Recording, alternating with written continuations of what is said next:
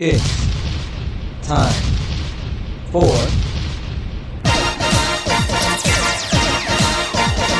It's Fanboy Weekly for all you geeks, nerds, and blurs. Let's get our geek on. Welcome back. It is, Fanboy Weekly from the 5x5. I'm your host, David, and I'm here, and I'm not rushing. I'm settled. That's not really heard of normally. Normally, I'm rushing. You guys don't. Well, I tell you guys this, but you guys don't know this. But I'm rushing, and I'm trying to get stuff together, and I'm looking up stuff, and I'm getting my notes together, and I'm grabbing comic books. But today, I'm sitting here. Completely relaxed. It's like I had a bottle of wine or something, but I didn't. I wish. You know what? I can't tell you the last time I had a bottle of wine. I needed one today because not that it was a bad day. It was just I did a lot today while I was at work. So um we're definitely gonna keep this show around the hour tonight. So so I can well thing is I probably won't go to bed because your resident blurred and fanboy has added another geeky pastime to my line, well, not even line, my long list of things that I'm doing now. I don't know why I add more stuff to the things. And this is like hobby stuff. I don't need another hobby. I just I need to just not that I'm not focused because I can get distracted if there's something that I'm working on and I'm like, oh, I don't want to really deal with that. I'll ignore it for a week. I will totally ignore it, won't even approach it, but I need to work on that. That's one of my uh, goals for the remainder of the year to stay on task and stay focused and um, just try to keep I'll put what's the thing what's that saying, you put have a lot of fires, coals in the fires, or a lot of irons in the fire, something like that. I can be that way, but anyhow, I have added another thing to the things that I have going on in my life, like I have time. um and the last 2 nights, now you guys know that on Friday, Saturday, Sunday, Monday, those are my work days, and I don't get off to midnight. And then on Mondays and Fridays, I have to get up early because I have errands and stuff to run with the family, and I have to, and so it's difficult. Friday, I hate Mondays and Fridays. Tomorrow's Monday, and I have a lot to do tomorrow. I had to get my oil changed. I have to run an errand in the morning. I had to be at work early. Just all kind of stuff. So I need to win the lottery. But if you don't play, you can't win because I don't play. Although I think I did win. I did buy a scratch off and I won $2. I need to cash that in. But guys, I hope you're okay. Thank you guys for listening. As always, I appreciate each and every one of the 734, no, 743 people who have decided to click the follow button here on the 5x5 family of shows. But do me a favor. I know a lot of you guys have went over to the Facebook page and clicked like, but show the Blurred HQ, which Fanboy Weekly eventually will turn to the Blurred HQ or the HQ, the Blurred HQ, and show that page some love. So you just go to facebook.com/the Blurred HQ, TheBlerd HQ, and just click like. You can see past shows, other stuff that I'm talking about, stuff that I'm taking pictures of. This kind of fanboy-esque stuff that I do during the course of my week, because sometimes you can get social media out, and sometimes I do too much. And I don't think I've ever shared my Instagram with you guys. My Instagram is one funny guy, the number one and funny guy, because I think I'm funny. I say it all the time, but a lot of people don't understand my humor sometimes. But and then social media too much. So check out one funny guy. Follow me on Instagram, and as always, you can check me out on both blogs, the 5x5.blogspot.com or the Blurred HQ blogspot.com. And I like getting you guys tweets on Twitter. I have 700 followers. That's for me. I think it's a big deal, but maybe it might not be that big. I see people who have like 10,000 followers. I'm like, what are you doing to get all these followers? You buying people? Buy me, somebody buy me a click or something. Anyhow, but the 5 by 5 and the fives are numerical. The number 5, BY 5, the number 5 on Twitter. And hit me up, say hey, tell me what you're collecting, tell me what your favorite fanboy geek out is, and then we can talk on Twitter. And I tweet a lot. I tweet more than I Facebook anymore now because I'm sick of. Not that I'm sick of Facebook per se. I need to. No, you sometimes you have to just go through, and I don't like really deleting people unless they're really annoying, and they're the way they think don't really line up with my. Well, they don't have to line up with mine, I guess. Just people that just annoy me, and I just can't abide them anymore. So I'll delete them. But most of the time, if you get really really creative with your Facebook list, you can put people in lists that you don't see them. They don't see none of your stuff. That sometimes you go back and you check to see if you've been deleted as a friend. That you'll still be shown as a friend. They'll still be shown as a friend on your page, and maybe just think you're not saying anything anymore. So I've been very creative in creating my list on Facebook, but I do a lot of stuff, of course, on the Fanboy, on the Blurred HQ Facebook page, and also the 5 by 5 Facebook page. So check those out if you'd mind, and give me a like.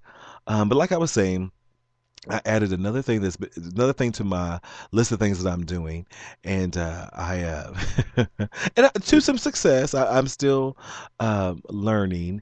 Um, the, and it's been keeping me up. It's been keeping me up for it's about the other night. It was like 5 o'clock in the morning, and I'm like, "What are you doing? Go to bed." And then you're really really tired, but you're so tired that you can't go to sleep. That's what it was like. I'm like this for the last couple nights. So I've been turning on. Don't you ever watch that show? Don't Trust to Be in Apartment 23. That's my sleep show now. It used to be something else. I can't remember what it was, but that's my sleep show now. I turn that on, and because I've watched them so many times. It used to be Charmed. I used to watch Charmed like that, and I watched that 'cause I can see it in my head, or I know what the characters look like. So you really don't need to see it. You can just listen to it, then I'll fall asleep. So Chloe, oh, they should never take that show off. It was hilarious. But anyhow, so it's been keeping me up, and I'm like, ugh. And then it's been making me spend more of my fanboy weekly budget. And I'm like, and this is how I think now. Well, recently in the last few days, I'm thinking, well, I know I'll be buying comic books on Wednesday, so now I look to see what comic books how you can type in the new releases from Diamond on previews, and you can find out what comic books are coming out on Wednesday. So I'll look and I'll say, well, I'm gonna get that when I get that when I get that when I'll see where I am, and then now I've added into, well, I can spend X amount of dollars here, and then I can kind of split my fanboy budget between the new thing and my comic book grab each week. But anyhow, I've said anyhow 3 times now, and I'm getting annoyed. So what it is, if you guys have seen, like, have you ever been to Etsy, ETSY.com? It's a lot of handcrafted items for sale. And I've been seeing these things around and not really knowing how it's being done, if somebody's bought them. And I've seen a lot of good ones. Um, there's a podcast that I listen to. It's people that I met during the PopCon convention here in Southern Indiana. If you go to what's it at _ thought bubbles or thoughtbubbles.podbean.com, check those guys out. They're really really funny. Elaine and Chris, they're really really nice.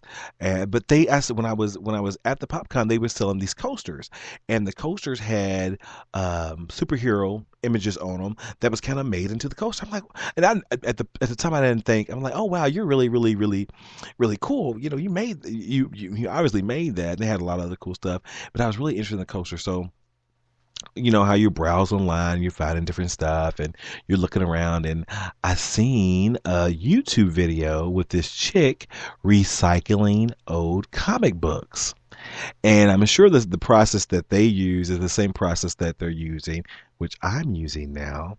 It is called Mod Podge. So I guess it's a form of decoupage. Which another thing, this Mod Podge, it smells like a really, really kind of not a super glue, but a really strong Elmer's glue. And you know how when you was a kid, you'd get glue on your finger, then you put it all over your hand and you let it dry, then you peel it off and you have a really cool piece of dry glue handprint. Remember you used to do that when you was kids?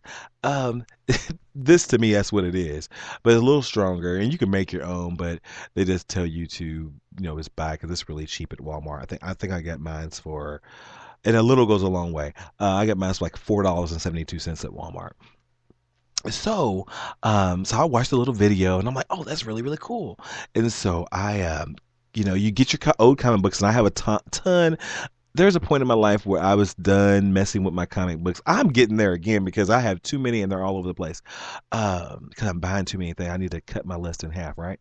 And so I bought the stuff, and I bought the Mod Podge. I got paint brushes for $3.50, and then of course have all these comic books because there was a time in my life where I didn't take care of them the way I should have.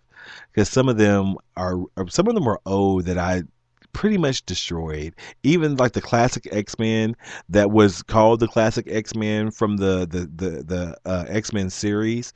They were old. They were old ones of that from the 80s, and so, but I didn't take care of them like I was supposed to, and I paid for it. But anyhow, I don't dwell on stuff. It's in the past. There's nothing I do with it now. But I found a way to repurpose them through these YouTube videos and things like that. And so you take this Mod Podge. Well, you get a surface, whatever surface you want to cover, and or repurpose with an old comic book. You cut off the images you want, and it could really be really, really kind of structured, or it can be, and here's the thing. In my head, I'm always thinking, like, I have a coffee table here it's seen better days, but I've had it for a long time, and I'm like, now I'm here thinking, I'm recovering this coffee table in comic books. I'm so doing that. Yeah, I'm gonna do it.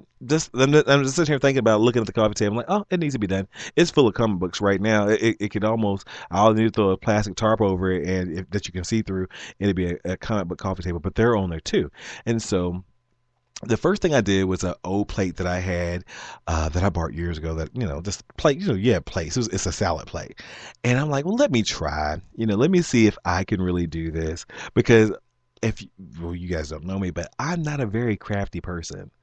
Not in the least. I'm not crafty at all. I can't draw. I didn't get that. I can be creative, but when it comes to execution, something messes up, and then so I can't do it. So I got these little. I took a CD, a blank CD, and I made I made a circle on the image I wanted. The image was of the Thing and the Hulk. Remember the fight between the Thing and the Hulk in the comic books? And it was from it was from the cover of an old Marvel Saga comic book. And I'm like, it was kind of glossy, it looked real good, sturdy, and it's been some trial and error. But anyhow, so I cut it out. It's perfect circle. It fit perfectly into this little salad plate that I have. And so it tells you to take the little Mod Podge glue stuff and put it down first, and you press it in there, and then you take the Mod Podge stuff and um, you could paint over it. Now it comes out really, really milky and gluey looking, but then it dries clear. And this one is a gloss, and it's really glossy. Then you do several coats of it, and it looks real cool. It looks like it's made into the plate, and it's really, really cool. So that was my first project. My second project was a Wonder Woman. I want to do a Wonder Woman play. I have a lot of old ones that I should have kept and I should have taken care of. And I had an old Wonder Woman calendar. So I cut the images that I want. And this was hard because I used an 8-inch plate, which is it was like one of them plastic picnic plates that you get at the Dollar Tree you get 8 of them for $1. It's one of those. And so I picked the images out, and this was going to take some work because I wanted to cover the whole plate. The first, and if you go to the Facebook page, or even on the one funny guy on Instagram, you can see the pictures of that, and I'll have them somewhere eventually. And so I put my images, and of course I did the whole little Mod Podge thing on the surface, and I pressed my images down. Thing is, I'm working out the bubble thing. There's problems with bubbles. So Thought Bubbles, Elaine and Chris, if you guys can give me a hint at how to get rid of the bubbles, because I've tried the different things they've said on YouTube, but the bubbles just won't go away. Anyhow, and so I put them down, and then I let it dry. Then I put my first cut, and this plate turned out. It turns out so good that I want to sell it. Or I'm like, oh, what do I sell that, or I keep it for myself? Because I'm probably gonna start selling some of this stuff if I get good at it, and it'll take me a while because I'm a perfectionist when it comes to stuff. And stuff has to look just right, and if it looks janky to me, it's gonna look janky to someone else. But anyhow, it looks really really good. It's kind of all these images of different incarnations of Wonder Woman, the real old school Wonder Woman, then the George Perez Wonder Woman, and Artemis, and when Wonder Woman wasn't Wonder Woman anymore, and Hippolyta, and it has Wonder Woman across the bottom, and it looks really really cool. I'm like, huh.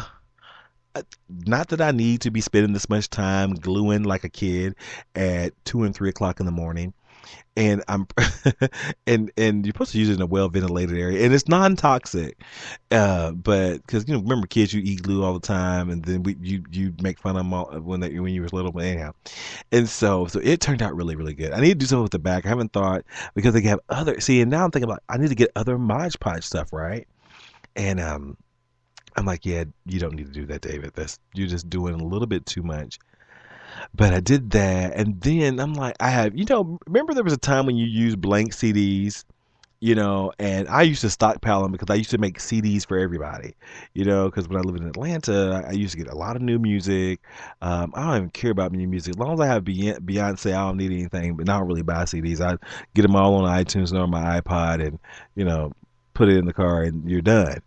But I'm like, I have hundreds of these CDs. I'm like, what a cool way if I could, one of these CDs would work. And so I, cut out the circle and cut out the little image, and I've made 4. And when I tell you, and I'm not tooting my own horn because I'm not that guy. I'm not that guy. When I tell you they look good, they look good. I was shocked at how good they turned out. I'm like, what? Am I, am I artsy? I never thought I was, but obviously I am. So those pictures and things will be coming in the future. But if you have comic books that you want to get rid of, well, call me first and let me know well, you don't have to if it's any like the major superhero comic books, I'll take them off your hands. Let me know if you want to ship them to me, if you just want to get rid of them, let me know. I'll take them. I'll go through them first, even if they're torn or beaten up. I don't want nothing with water damage in it. But if you have some old Marvel titles of DC, holla at your boy. I'll I'll put them to good use. Like when school's gonna be out in like 4 or 5 weeks, and I'll be spending more time with my nephew, and I'm gonna put him to work. That's gonna be one of our summer projects. I remember last year we were making a comic book, then we made a comic book blog, Ethan's Super Showcase, and of course, a 10-year-old loses interest in things very, very quickly. He's 11 now. They lose interest very quickly, so you have to keep your game, keep your mind ready to change at a drop of a hat. Anyway, what else is going on with you guys? Got a few things to talk about tonight, although I've talked a lot today. I did For Easter, happy Easter. I guess it's not really not Easter anymore, but on the West Coast it is. So happy Easter to everybody. I didn't get to go to church today, but I did see Jesus walking down the street earlier. No, I wouldn't lie about that. It was a Jesus, and he was walking down the street in his white robe, and I was going to pick him up, but I wasn't going the same way. So, but obviously he walks everywhere. Jesus walks in Southern Indiana, the streets in the hood, trust. But I seen Jesus. But I also what I picked. I didn't get an Easter basket. I'm a little too old for that. I did buy an Easter gift for myself, and since I'm a comic book collector, fanboy, geek, nerd, blurred, I picked myself up my very first religious comic book, and it's more of a book than a comic book, but it's called the Bible comic book, and it's really cool. Some I don't really understand some of the ethnic choices that they made, and that's all I'll say. But it's really really interesting. It's really really cool. There's pictures, of course, on that one funny guy on Instagram. So that was my Easter gift to myself. I bought and the girl at Barnes Noble was really really nice. She gave me a coupon because I couldn't find mine in my email. I know I didn't delete it, but I couldn't find it. But like I said, I hope you guys are doing well. Happy Easter. We're going to take a quick break, and then we'll be back, and we're going to talk about Bryan Singer. I know y'all have been reading about it on the blogs, in the news, online. Everybody's talking about it. There was even a little issue at WonderCon. We'll be talking about that and the little sex abuse scandal that he's been involved in, allegedly. And I don't want to be sued. We don't got no money over here at Fanboy Weekly, so don't sue me. Uh, but some things going on with that I want to share with you guys. Also, a few of this year's Eisner Award nominees. Um, one of my new favorite comic book shows, comic book cartoon animated shows, The Awesomes, and New Comic Book Day, the hashtag. So I've got a few things to talk about tonight. Thank you guys for listening. I am David. It is Fanboy Weekly. We're going to take a quick break and we'll be right back.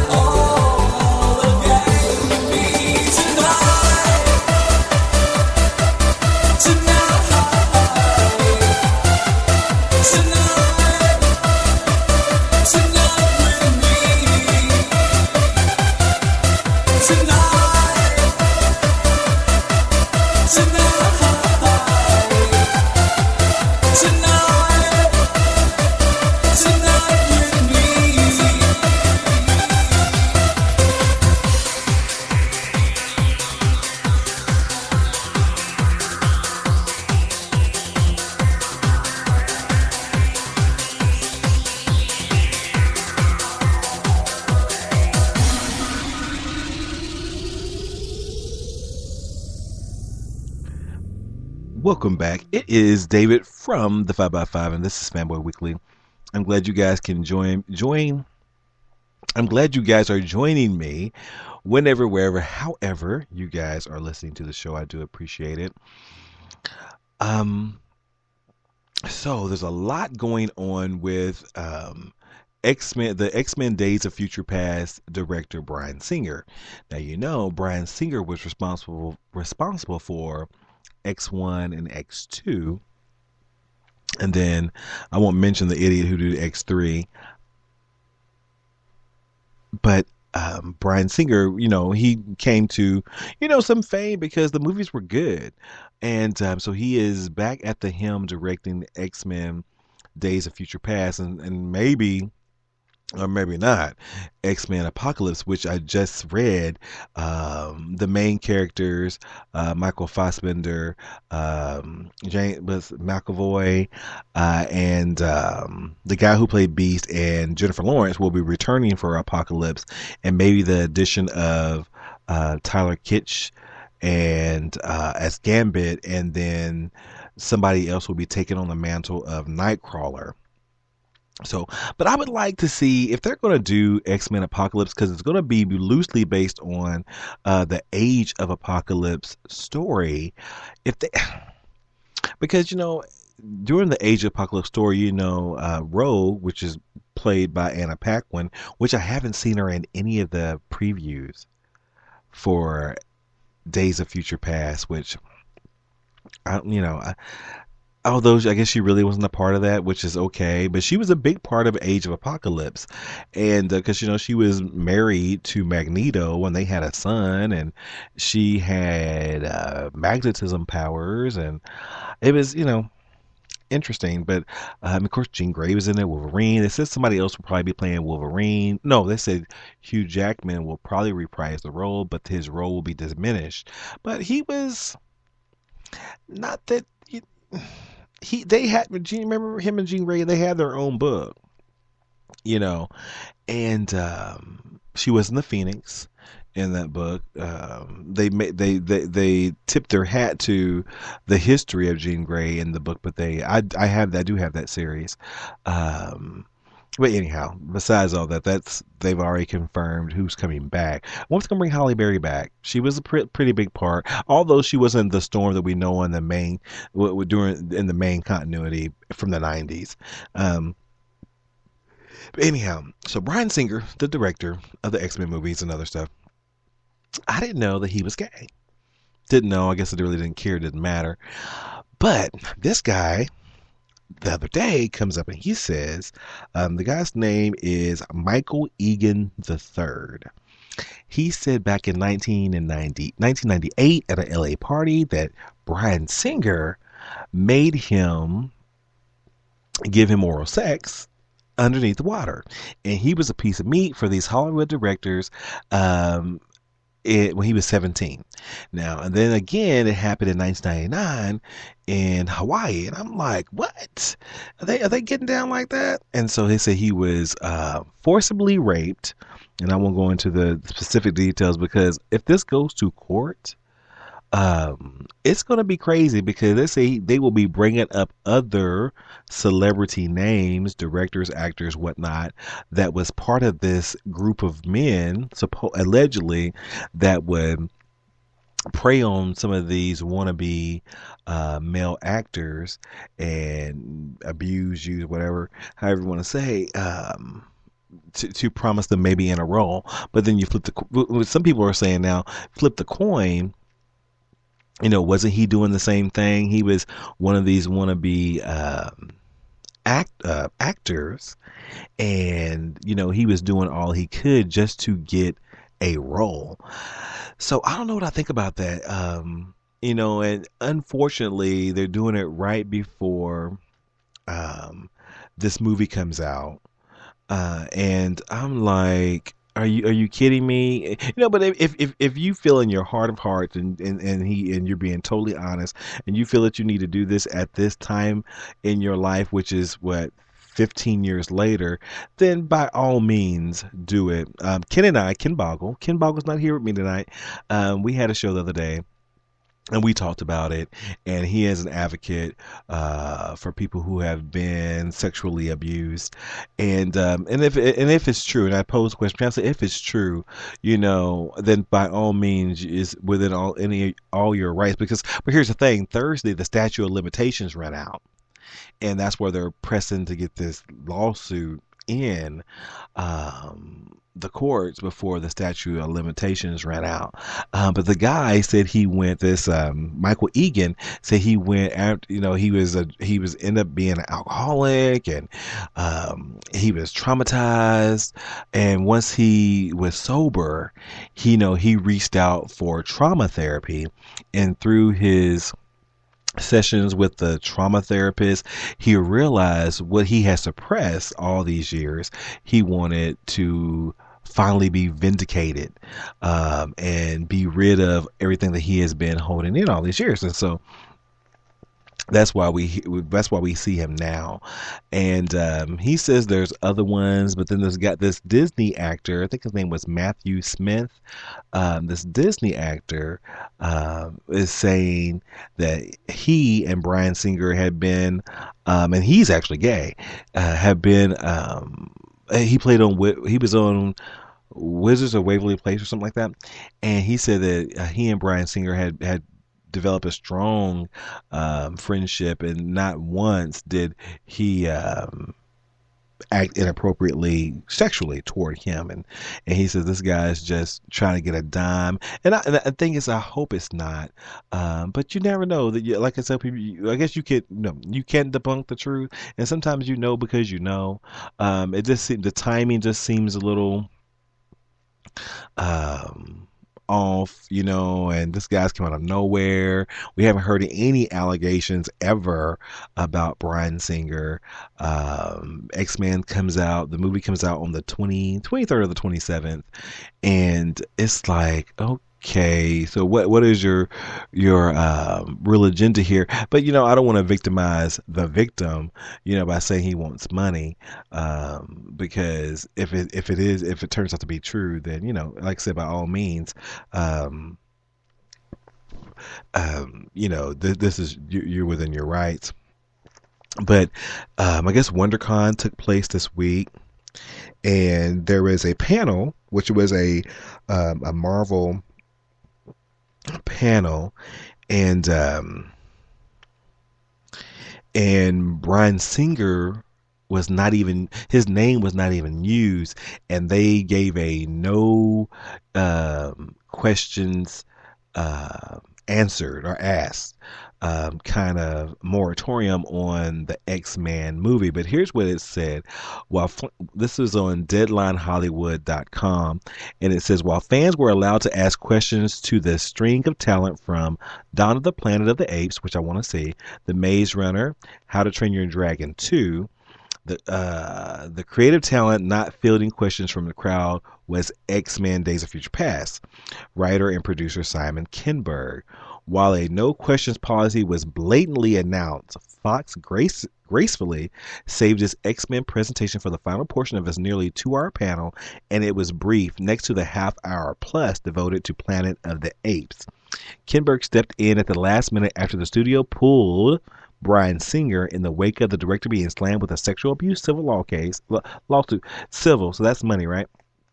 Kinberg promised the crowd that he had footage that was never seen before, but that wasn't the case. He showed the same clip that was on the MTV Movie Awards last weekend. They released the third and final trailer, which was a really good trailer for the movie, with a young X-Man, including Kitty Pryde, Colossus, X-Men fighting the rather large latex figure who absorbs their powers. Fox, unlike ABC, which pulled Singer's name off the black box TV spots, kept the filmmaker's name on the trailer that was shown at WonderCon. The crowd was unfazed when his name came up on the screen. So they're saying that normally people don't, relate movies to directors, but I don't know. They kind of do. Martin Scorsese, who else? Ron Howard. Even though they're the big directors, as comic book movies go, you mentioned the Bryan Singer movie, and instantly you think of X-Men and how good the first two were, and then the how horrible the third one was, and then you think about his. So he is you know attached, and he does have name recognition when it comes to directors of the X films. um but they said that it shouldn't hurt the movie, which some people will. How we can be sometimes.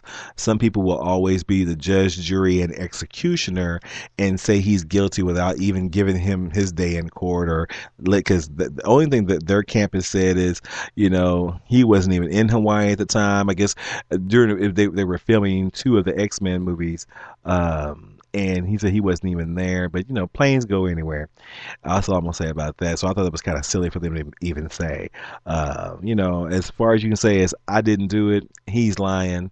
Because how do you prove something like that? How do you go about proving it? And I know it's difficult, and I'm not taking anything away from anybody being who has been sexually abused. But how do you prove it 15 years later after the fact and say, oh yeah, he did that to me? There's other people around, because if there's such a scandal, maybe he's trying to expose somebody. This is there might be ulterior motives at play, and what do they say? Uh, they're gonna say that didn't happen. He's lying. And if they're all on the same team and they're all going into back and take up for one another, they're probably going to say, it didn't happen. And now they have this other star coming out, which will definitely be a character witness for Bryan Singer if it gets to that point.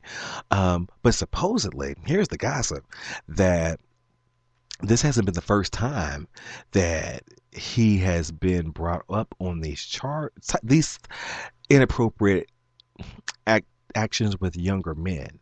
It's not the first time. So we will see how this plays out, and I'm all for, innocent until proven guilty. So both of those guys will have their day in court, and if the proof is there, and it goes to the judge civilly, because I think when you're in a civil court, you only have to have what? You don't have to prove as much, It's not that beyond a shadow of a doubt thing. So we'll see. We'll see how that all works out. Anyhow, another break. We'll be right back.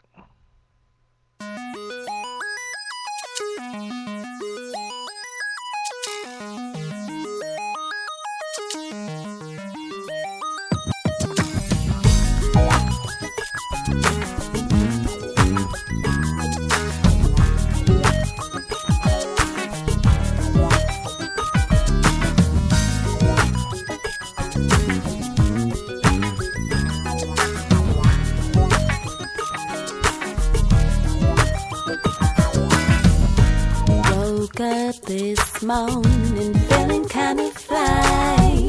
I'm about to call my girls up, see if they wanna hit the club tonight. Girl, let's beat the streets and hit them all, cause can't nobody look finer than I. If you a top boss chick and you're rolling like this, then you qualify.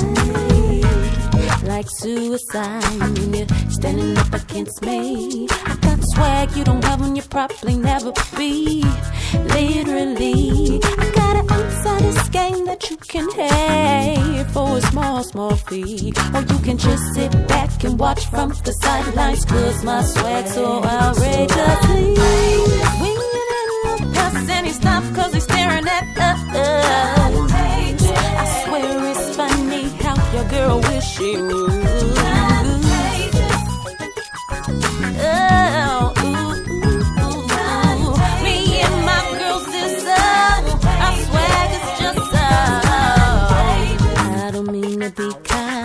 But it was born in me. So grab some paper and a pen, and from then you can just follow my lead.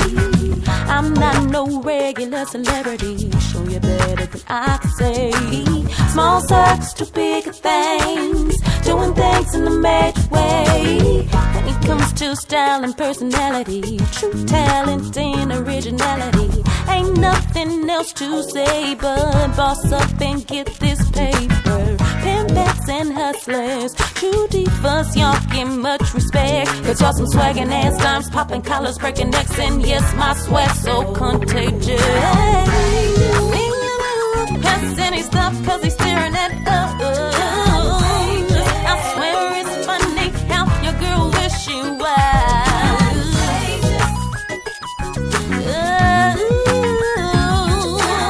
Me and my girl sister, our swag is just so.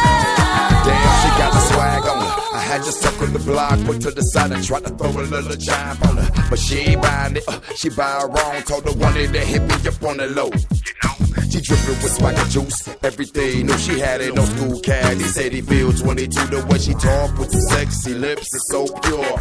Make a brother comprehend every single word. Niggas' heads like bottle tops, quick to turn. It's amazing, contagious like a room full of germs. What she possesses in the chose of you. Look at you, it's a crime to look that good. You need a lawyer, boo. Catch some feelings you can't let go. Hell no, she keep her fronts up, looking like a model at a hair show. This swagger never go. Look who I came with, Miss LaWanda, so contagious. Pass any stuff cause he's staring at us. I swear it's funny how your girl wish she would.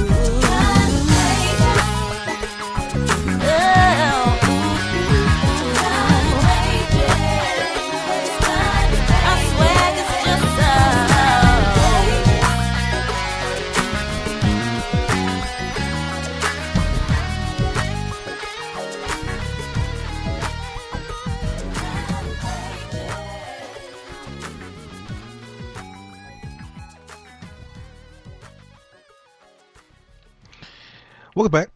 It is the 5x5 Fanboy Weekly. I'm your host, David. And thank you guys for, sorry, I was eating. I'm sorry. Thank you guys for listening. However, wherever, whenever, wherever. Sometimes when you have a Reese's cup in your mouth, that peanut butter gets a little gooey, and you can't talk all that good. I'm sorry, I apologize. But we're back. And we're just talking about things going on in comicdom, fanboy dumb, and all that kind of good stuff tonight, so I can get to bed at a decent hour without Mod Podging anything. Which, yeah, I'm looking at my table and the Mod Podge is looking at me saying I need to be used, but probably not tonight. So the Eisner Awards are coming up, and I've always been kind of on the outskirts of what that was all about. Never really understood. But it's been around for a long time. And, you know, like I tell you guys all the time, sometimes your fanboy, doesn't really get up on all the latest information. And this is one of those things that I haven't really got all the information on.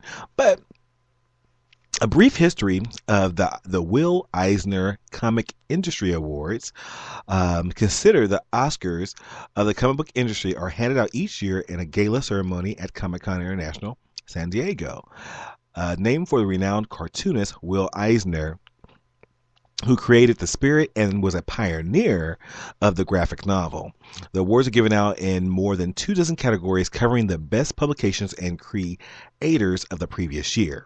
The Eisner Awards were not always the Eisner Awards. At one point, they were the Kirby Awards, sort of. In 1984, Fantagraphics Books instituted the Jack Kirby Awards to honor the best works and creators in comics. The administration of the awards was Dave Ulbrich, a Fantagraphics employee.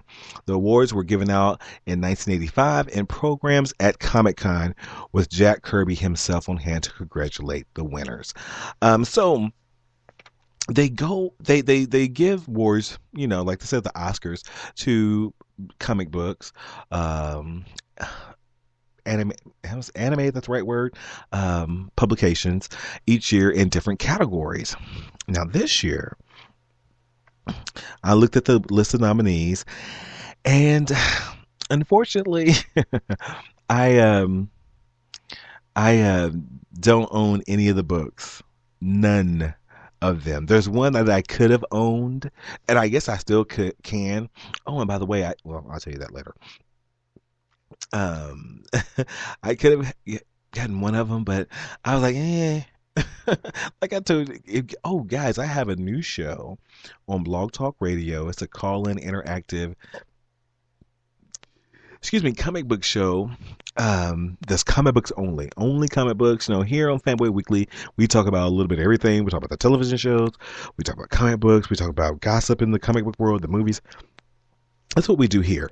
But on Comic Booked, on Blog Talk Radio, blogtalkradio.com/comic book, COMICBOOKED.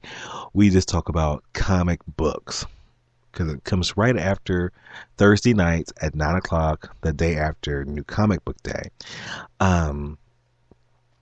So anyhow, I don't have the book. It's going to be held. They're going to be given out on Friday, July the 25th at Comic-Con International San Diego. I wish I could go to that, but I heard it's very expensive. I do have a friend or two that lives. I actually have several friends now that live in San Diego. I probably could stay somewhere for free, but just flying out there and getting the time off would be a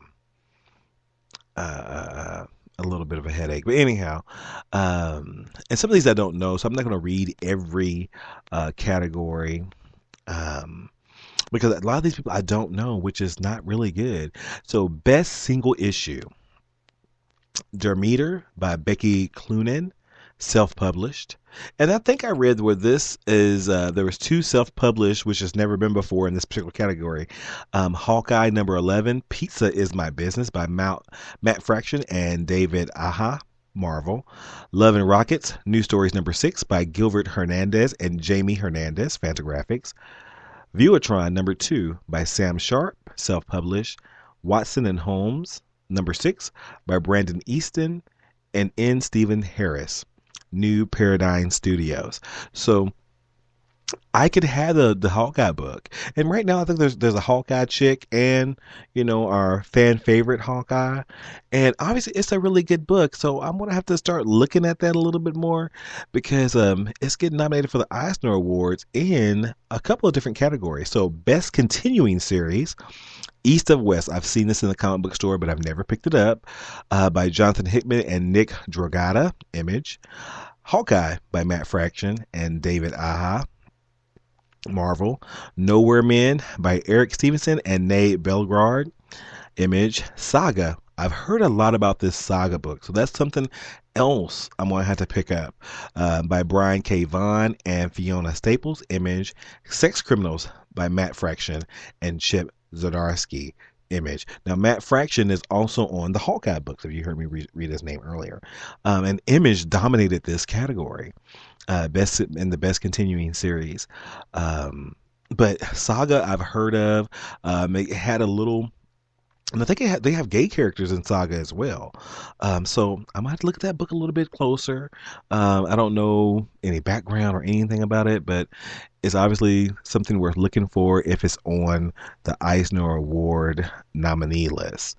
Then we have, and none of, I don't think DC, any of its comics were nominated. And then they do best publication for kids, best publication for teens, best humor, best anthology, best digital web comics, which I really don't get into too much, best adaptation from another medium, best graphic album, best collection, best U.S. edition, best U.S. edition international material. Then it goes on and goes on and goes on. Best writer, which we do have Kelly Sue DeConnick, Pretty Deadly, and Captain Marvel. Matt Fraction, Jonathan Hickman, Scott Snyder, Eric Stevenson, and Brian K. Vaughan. Again, for that Saga book. So your fanboy is going to be on a search for a Saga comic book just to read. And I think I would have seen at my comic book store. It was in graphic novel form, but it was on the counter. They were like, "This is a hot book." So, but none of the Archie stuff was dark horrors. None of the Archie stuff was nominated. Best cover artist, David Aja for Hawkeye, Mike Del Mundo for Xmen Legacy. I haven't picked Xmen Legacy up because I'm kind of not doing the X books right now because there's just so much going on and it's so not what I was when I was reading Xmen a lot, not what I was really used to. Emma Rios for Pretty Dead.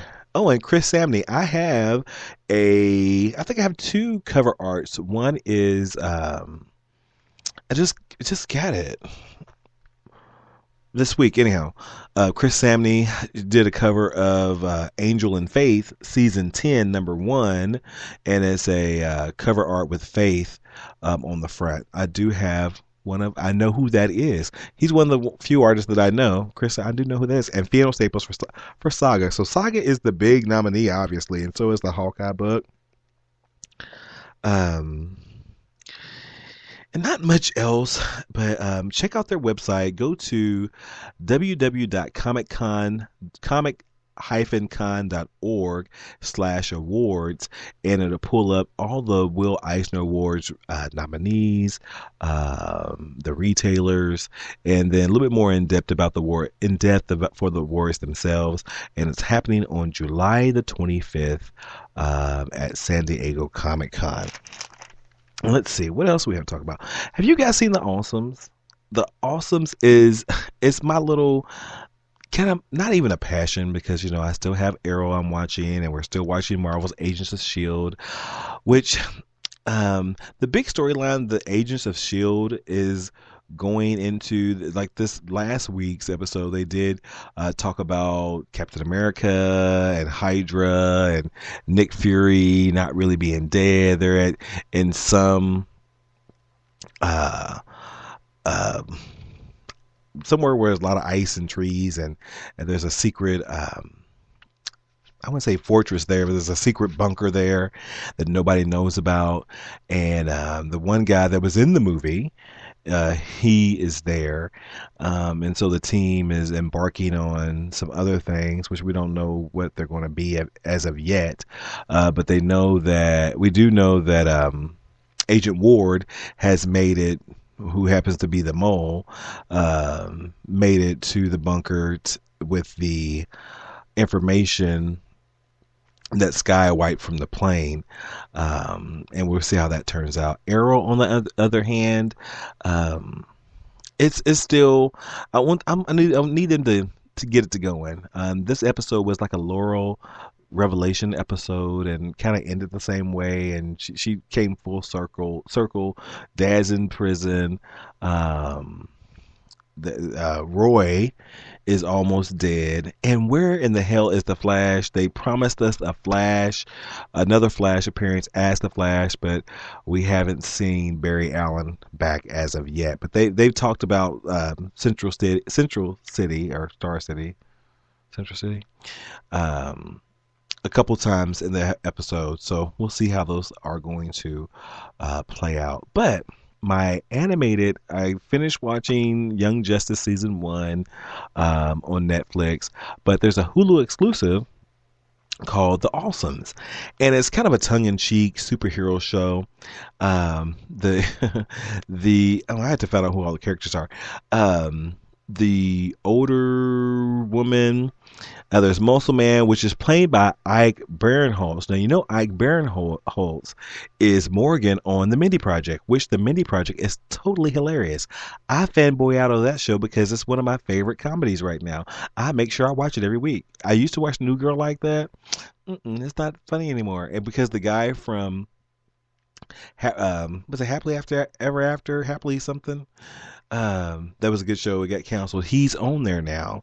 But anyhow, Ike Barinholtz is Morgan on the Mindy Project. He plays Muscle Man. There's Dr. Makoliko, Frantic, which is like their little speed guy. Sumo's like their kind of Hulk guy. Seth Meyers plays Proc. Oh, Gadget Gal. Hilarious. It's so funny. Oh, and I knew Kenan Thompson from what was the show that was on Nickelodeon, but then he was Fat Albert, and then he's on Saturday Night Live now. He voices Impresario, which that's hilarious too. We had to see who his mother is. Impresario's mom. They don't give her. He probably played. I think he does the voice too. He obviously does the voice too. But it's hilarious. I don't see any other names that are, because now some of these animated voice actors, they get some props. Now even that there's a con dedicated, I think it's the one here. It's gonna be in Orangeburg, Kentucky. There's gonna be a lot of voice actors there from a lot of the anime stuff. But and they're like, ooh, people are like going uber crazy over it. But if you have Hulu Plus, I think you can get it on Hulu. You can only get one episode a week. I think on Hulu Plus you get them all. So I'm on episode 5 or 6, and it's funny. It's tongue in cheek. It's like a Justice League, Xmen, Avengers type of team, and they're kind of the sidekicks almost, or they went up to snuff to be part of the main team, which the main team disbands, and then the son of the leader reforms this group to keep the team name the Awesomes alive. So check that out on Hulu Plus. It's a really good show. Captain America still doing very, very good at the box office.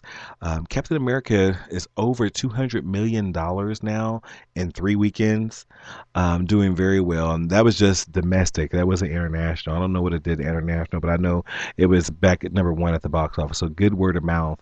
And I think it's the first or second movie this year to do 3 weeks at number 1. I think that's what they said. I'm not sure. So guys, what did you guys get for New Comic Book Day? New Comic Book Day is every Wednesday, as you know, and which is really, really funny to me because there's a hashtag, NCBD. I never knew what NCBD stood for. But well, not that I didn't know it existed. I guess is a better way to say it. I didn't know it existed. I know people was out there, talking about. I knew Free Comic Book Day had their own little hashtag, FCBD. But New Comic Book Day, NCBD. If you do hashtag NCBD on Instagram, Facebook, or Twitter, you will pull up everybody's comic books and things that they're talking about. And so when I finally caught on Wednesday, I had some wonderful conversations with people about different comics and comic books and what they're reading, what they like. And it was like almost an all evening thing. I was doing it all evening when my butt should have been in bed. I was talking about New Comic Book Day. And so I did get some things. So it wasn't as bad as as it was the week before. But so I didn't spend that much money, under $20. So I was really kind of proud of myself for that. Although I missed some things not that I missed them, that I didn't grab things that I should have grabbed. But that's neither here nor there now because it's in the past, right? So I did get Hulk number 1. I talked about these pretty much in depth. If you go to blogtalk.radio, blogtalkradio.com/comicbooked, BOOKED, you will see, you can hear the full review of each comic, but they started Hulk number 1, Miss Marvel number 3, Batman Eternal number 2, Batman Wonder Woman, which is Batman 30, Sinestro number 1. Those are the things that I picked up, and pretty good stuff all around. And then I had a conversation with a guy about the Marvel Now stuff, and I really didn't understand. Not that I didn't understand. I knew Marvel Now was a new introduction, not like the New 52s where they just kind of rebooted everybody. All the storylines, threw some things out there. Some things caught on, some things didn't. But they're still going on. I think DC has been successful with the New 52 books. It's brought on new readers. It sparked an interest from the old readers to see a different interpretation of the characters themselves, some of the mythology. They changed Wonder Woman's mythology. Superman wasn't attached to Lois Lane. And so they've done some new stuff. They've done some good new stuff with Marvel now. Sort of the same thing, but some of these things are kind of interwoven with the present continuity, if that makes sense.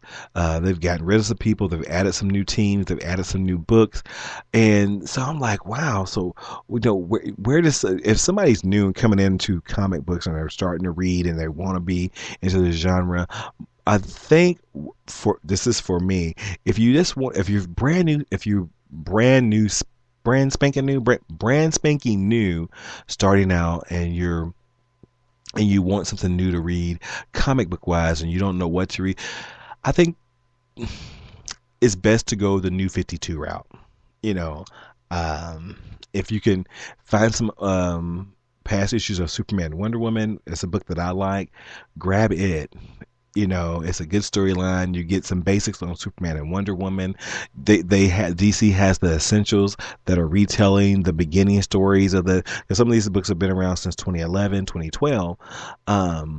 You know, read some of those storylines and, you know, get yourself acclimated to how the writing, the artwork is going on. But all these books, and they're pushing out a fair amount of number ones as well. You know, jump on. You can read with the Marvel Now stuff. You know, like for example, the Indestructible Hulk number 20 ended. The Marvel Now Hulk number 1, it's a jumping on point. So what Marvel said, we're going to keep our continuity, but we're going to give it a fresh face, slap a number 1 on it, so new readers can join in on the story without feeling like this is just my interpretation, without feeling like they've missed anything, or it'd be easy to find out what happened. And because, you know, digitally you can get a lot of these books. So, and with the Marvel app, you can get some free comic books and on there if you don't want to spend a lot of money, or if you don't have a lot of time to go to your local comic book store, you can, which you should always patronize your comic book store, because, you know, we need to keep those in business and more. And this is, I heard this today too, more comic book stores open than closed last year. Which that's good. So there's hope for me yet. In the next 16 months, I'll be one of those opening, hopefully. But so I think that's the difference between Marvel Now and the New 52s. Marvel Now has, you know, mixed in the new titles and the new stories and the new way of looking at the comic book universe, and they've weaved it into their present continuity, where the New 52s kind of said, okay, we're not going to do a crisis, because every time we do a crisis, they talk about us and we lose readers. We lose the fans that we've had. We're just going to reboot everything. And if you want to see a new reimagining of some of your favorite heroes, then you're going to have to jump on board. And I think they've been very successful with that. The Batman books, you know, if you talk about the top 10, you know, DC's in there, you know, with a lot of the Batman books, top 25. There's a good balance between, if you look at it at 1 to 25, if you look at those for DC and Marvel, it's a good balance. Look at the whole list. It's more Marvel, of course, with some Image and Dark Horse thrown in there, and a couple of Valiant titles. But so that's my take on Marvel Now versus the New 52s, and Marvel Now versus his own present continuity. And they've done a good job. There's some things that I would never pick up from that are Marvel Now titles. The one that I'm pretty fond of right now is the Ms. Marvel book, because it's kind of it's totally a different take, you know. And Stan Lee kind of talked about this earlier this year, how we're going to see different ethnicities take the stage, you know, not only in the comic books but also in the movies. And so they've done it with Kamala, who is the new Ms. Marvel, because, you know, Ms. Marvel, Carol Danvers, is Captain Marvel. And, you know, it's a young girl, new powers, you know, she's Arabic, and that whole dynamic and dealing with what's going on. is pretty interesting. Inhuman #1. Those are two books if you haven't read anything, you can jump on right now and not miss much of the story. Inhuman is all this, the whole Terrigen Mist storyline from the Inhumans. It has Dante, which I believe he's Latino. So it's going to be interesting stuff. I'm going to probably look at some Spider-Man books because it's getting a lot of noise right now, and I should have done it a couple months ago, but I didn't. But now look for next week's books. Not much that I'm going to get, maybe 4 or 5. So the budget will be safe this week. But although I did just went on eBay, this year's GLAAD Media Award recipient for Outstanding Comic Book, Young Avengers. I got 1 through 5 for $10. So I pat myself on back for that. So 1 through 5 for $10. And hopefully I'll get those this week and I'll be able to talk about them on Thursday. What else do we have to talk about? Oh, and another book that I did get this week was The Cheer. I got it on Monday. The Cheer by Peter Simeti. And I know I'm from Alterna Comics. I know I butchered your name, Peter. And we'll be talking to Peter pretty soon about The Cheer and its transitioning into a movie. And thank you. Peter himself sent it to me, and I do appreciate that. Well, I wanted from eBay, but he gave me a great deal, and it was his name on the envelope, and he did give me he drew a little picture, and he autographed it for me and said, "For David, Peter Simeti," and it's a very interesting book that takes place in a prison, and it got dark, but it was good. It was a really fast read. I read it at work, and so things you don't know. This is not a under 18 comic. Well, it's not a comic book for children under 18. I'm sure the 15 plus could handle this book, but it was really good and I appreciate it. And we're going to be talking about The Chair with Peter Simeti coming up on Comic Booked. So listen in for all the for when I can give you a date. And also we'll be talking to Barnaby from the Marvel book and talk about his Kickstarter campaign for his book. We'll be talking to him pretty soon as well. We're going to take one more break, and then we're going to come back and finish up with the most powerful 25 the 25 most powerful comic book heroes. Didn't kind of match my list, but I kind of understood where they was going. We're going to take one more break and we'll be right back.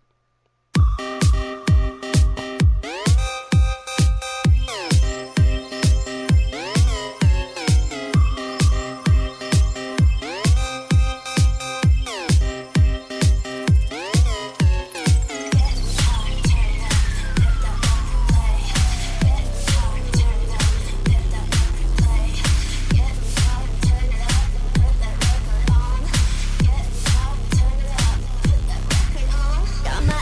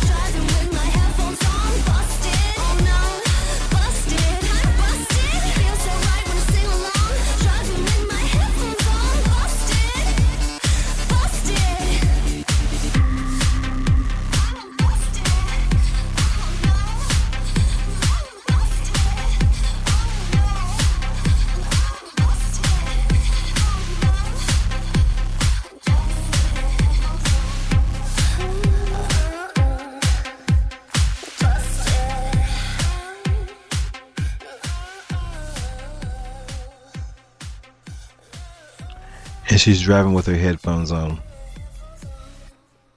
And we're back. It is the 5x5 Fanboy Weekly. I'm your host, David. And we're wrapping up. We're going to wrap up with the 25 most powerful superheroes of all time. So see if you guys' list is the same. And let's see. Oh, I guess I need to go to the first page of it, right? Number 25, Namor, the Submariner. He got number 25. The stereotypical anti-hero. His short fuse and long list of superpowers would make him a formidable foe. Number 24, Captain Marvel. You know who Shazam is. Number 23, Firestorm. We're going from 25 to 1. 23 was Firestorm.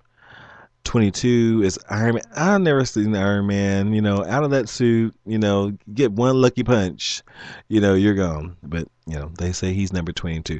23, I can see Firestorm being that. Remember the role playing games you used to play with the little cards and the story and the dice? I played that when I was in high school. Well, it was in the summer when I was during high school. I went to college during the summer, and I played with a group of friends. And I remember being Dr. Fate once, and I remember being Firestorm once. They would never let me be Batman or Superman. I don't know why, but they didn't. But the guy, well, I won't go there. 21, Aquaman. Why do people mess with Aquaman? Is he not that interesting? He's not that strong. They make him kind of a badass in some of the movies, well, the animated movies, even though they replaced him in Justice League War with Shazam, so maybe that's the reason. Number 20, Dr. Manhattan. Number 19, the Phoenix. Although the Phoenix should have been much higher. She's a cosmic entity. I thought she should have been much, much, much higher than 19. As one of the most powerful telepaths in the universe, Jean Grey sometimes has trouble keeping her nearly unlimited mental powers in check. When Professor X was even forced to construct psychic shields in her mind as a child in order to prevent her from fully realizing her power until she was mature enough to handle it on her own. Number 18, Captain Atom. I can see that. Number 17, Wolverine. I do like. I know he's pretty much nigh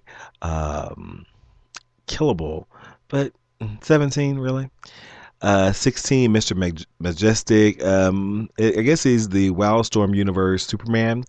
Number 15, Professor X. Now we know that the Phoenix kicked Professor X's butt, so I don't know why he's 15.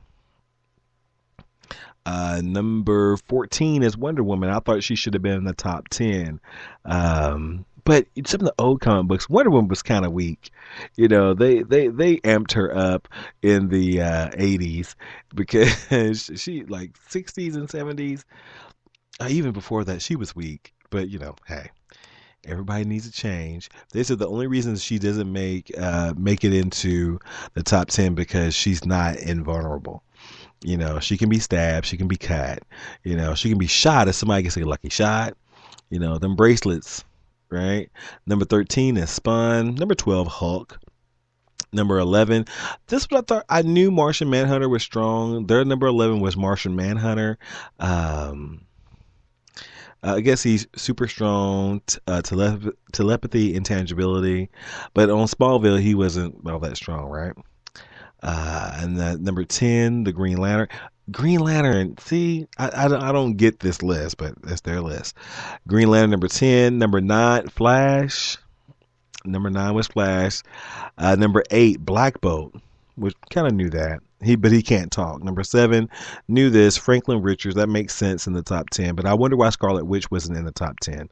Number 6, Doctor Strange. Number 5, Sentry.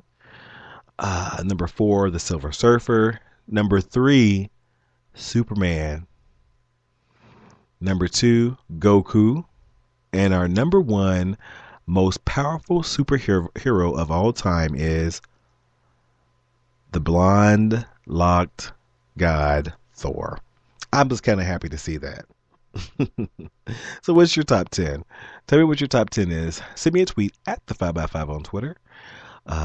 Check out the blog, the 5x5.blogspot.com or the blurredhq.blogspot.com. Thank you guys for listening. Your fanboy is tired and he is going to bed. I will see you guys on Tuesday for the 5x5 late night show, and then we will see you guys